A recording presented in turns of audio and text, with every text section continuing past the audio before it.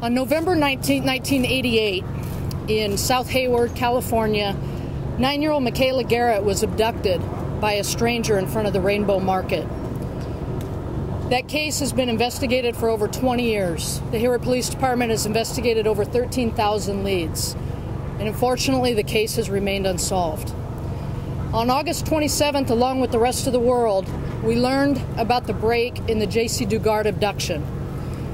As we learned more about that case, we saw more and more similarities to our own abduction in 1988.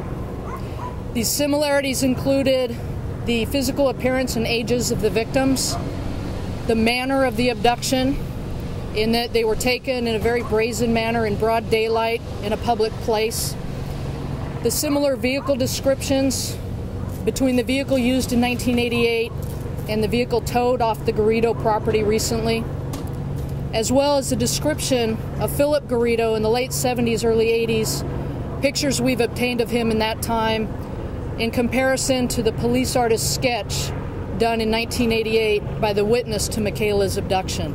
For those reasons, we obtained a search warrant for the property that had been inhabited by the Garridos on Walnut Avenue in unincorporated Antioch, as well as the adjacent property that Phillip Garrido had access to. Our aim is to methodically, systematically, and very thoroughly search the properties with our own cases in mind, knowing what we're looking for in our cases. On January 30th of 1989, 13-year-old Ilene Misheloff never made it home from school. For 20 years, we have been attempting to determine what happened to Ilene Misheloff. The investigation and arrest of Phillip and Nancy Garrido for the 1991 kidnapping of J.C. Dugard